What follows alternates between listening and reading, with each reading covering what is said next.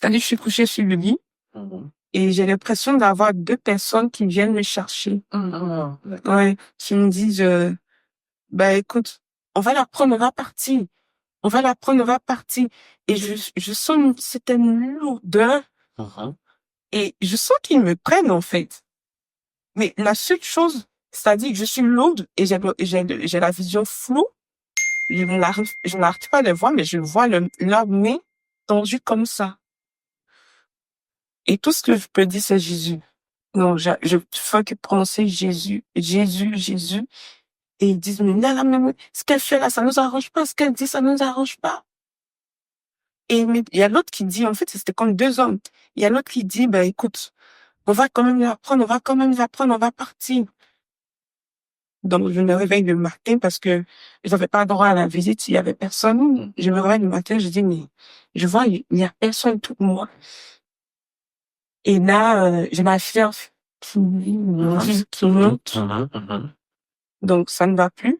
Et toute seule, j'essaie d'accélérer un peu la perfusion parce que j'étais branchée tout et tout. J'essaie d'accélérer la perfusion, mais qui aggrave encore ma fièvre.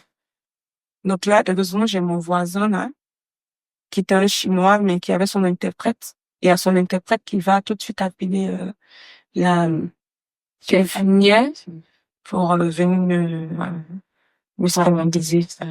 Et là, je constate que voilà, le Seigneur vient de me délivrer de vraiment. Si ils avaient pu me prendre d'arbre, parce que là, c'était l'âme qui tenait en fait. C'était mon âme, mais j'ai l'impression parce que j'étais vraiment lourde et je sentais un corps sorti de moi et qui me tenait en fait.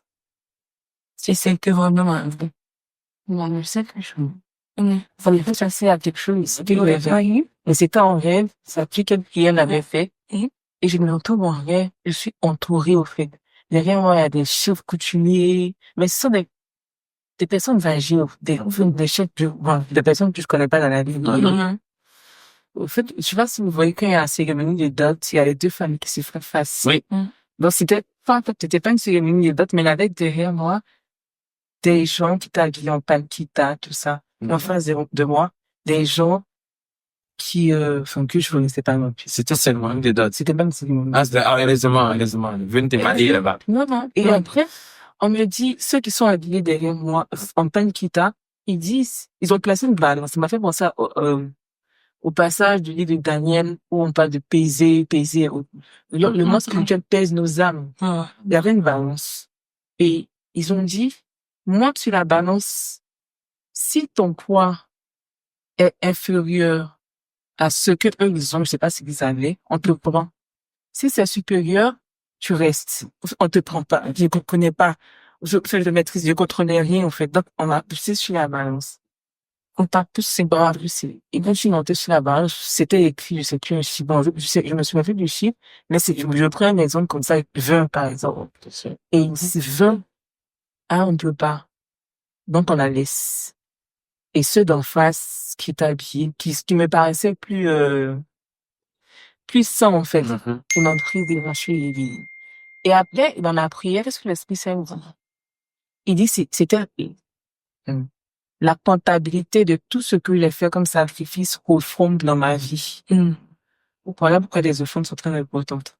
Parce que le monde spirituel, les sorciers aussi font les sacrifices, mais pas à Dieu. Donc, si leur sacrifice était supérieur à moi, mes sacrifices, ils allaient me prendre. Mais si mes offrandes, mes aumônes, mon service, tout ça, mes dîmes, tout ça, était supérieur à eux, ce qu'ils ont fait comme ça. Bon, on pèse nos âmes. On n'est pas dans nos têtes contre tel. Voilà. C'est comme ça que le truc est échappé. Peut-être que je vais pas me réveiller le matin si. Et si c'est pas indiscret, t'es d'origine. Je suis évangélique. De quelle religion? De quelle religion? Je suis Apollo. Donc c'était les gens en palkita. C'était peut-être des gens de ma famille ou je sais pas, des Apollo. Mais est-ce que tu es issu d'une famille royale peut-être? Et je suis ma famille moyenne. Ça se sent que la délivrance. La sœur fait des délivrances parfois. Elle pose des questions techniques. Est-ce que sont un lien de sang, les réparations et autres? Non, mais est-ce que papa ou maman Ça va. Allons en profondeur. ce sont les héritiers directs d'un trône ou peut-être le grand-père devait partir et on demande que papa ou maman remplace le trône même dans ma famille. Ok.